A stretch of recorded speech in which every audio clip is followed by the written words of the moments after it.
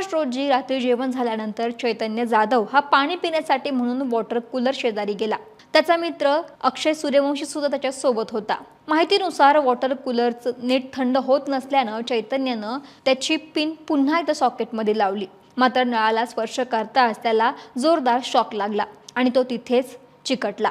म्हणून मदतीला आलेल्या मुलांनाही काही करता आले नाही। अखेर वीज पुरवठा खंडित केल्यानंतर तो खाली कोसळला। त्यानंतर त्याच्यावरती खासगी रुग्णालयामध्ये उपचार सुरू होते, मात्र उपचारादरम्यान मंगळवारी त्याचा मृत्यू झाला। तिथल्या विद्यार्थ्यांच्या म्हणण्यानुसार मेसमध्ये चपला घालून जाण्यावरती सक्त मनाई आहे।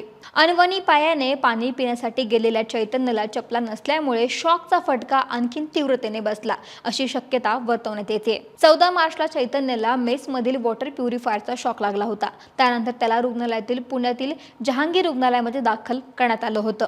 या उपचारादरम्यान काल त्याचा मृत्यू झाला। चैतन्य हा मूळचा बीड जिल्ह्यातील आष्टी तालुक्यातील विद्यार्थी आहे। त्याचे आई वडील शेतकरी आहे। कृषी महाविद्यालयामध्ये AMBच्या म्हणजेच पोस्ट ग्रॅज्युएशनच्या पहिल्या वर्षाचा तो विद्यार्थी आहे।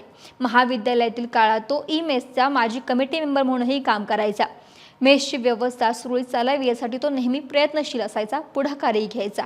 परंतु त्याच्यासोबतच अशी दुर्दैवी घटना घडल्यानं विद्यार्थी आक्रमक आहेत। चैतन्याचा मृत्यू झाल्यानंतर विद्यार्थ्यांमध्ये संतापाची लाट उसळली आहे। दोषींवरती कठोर कारवाई करत कॉलेजमधील संपूर्ण व्यवस्थेचे संपूर्ण उपकरणांचं तातडीनं ऑडिट करण्यात यावं आणि चैतन्याला न्याय दिला जावा अशी मागणी काही विद्यार्थ्यांनी केली आणि या मागणीसाठी त्यांनी आंदोलनही पुकारले। यावेळी विद्यार्थ्यांनी आक्रमक होत प्रशासनाचा निषेधही व्यक्त केलाय। विद्यार्थ्यांचा प्रतिनिधी नयन अडगोकर यांनी सांगितलं की मेसमधील फिल्टर आणि वीज व्यवस्थापनावरती आम्ही दरवर्षी नव्या कमिटीमार्फत प्रशासनाला सूचना देत आलो आहोत, तरीही त्याकडे दुर्लक्ष करण्यात येतं।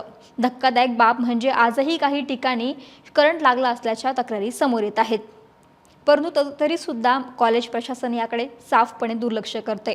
या घटनेनंतर महाविद्यालय प्रशासनानं जखमी चैतन्याच्या उपचारासाठी रुग्णालयाचा खर्च उचलला होता। याबाबत महाविद्यालयाचे कुलगुरू विलास खर्चे यांनी बोलताना म्हटलं की घडलेली घटना अत्यंत दुर्दैवी आहे। निधन झालेल्या विद्यार्थ्याच्या हॉस्पिटलमध्ये झालेला जवळपास 9 लाख रुपयांचा खर्च हा महाविद्यालयानं उचलला आहे। यामध्ये उपमुख्यमंत्री सुनेत्रा पवार यांनीही मदत केली असून मुख्यमंत्री कार्यालयातूनही योग्य ती मदत करण्याचे आश्वासन दिलं गेलं आहे। घटनेबद्दल चौकशीसाठी समिती नेमली असून त्यामुळे यापुढे अशा घटना घडू नये यासाठी काळजी घेतली जाणार आहे, असं महाविद्यालयाच्या कुलगुरूंनी म्हटलंय। मात्र विद्यार्थ्यांच्या मते केवळ आर्थिक मदत ही पुरेशी नाहीये, जबाबदार असणाऱ्यांवरती ठोस कारवाई होणं गरजेचं आहे। शासकीय महाविद्यालय असताना असा हलगर्जीपणा कसा काय होऊ शकतो? महाविद्यालयामध्ये हजारो विद्यार्थी शिक्षण घेत असतात, इतर शहरातील विद्यार्थी तिथे हॉस्टेलमध्ये राहत असतात। अशा परिस्थितीमध्ये सुरक्षेचा मुद्दा हा अग्रस्थानी म्हणजे प्रायोरिटी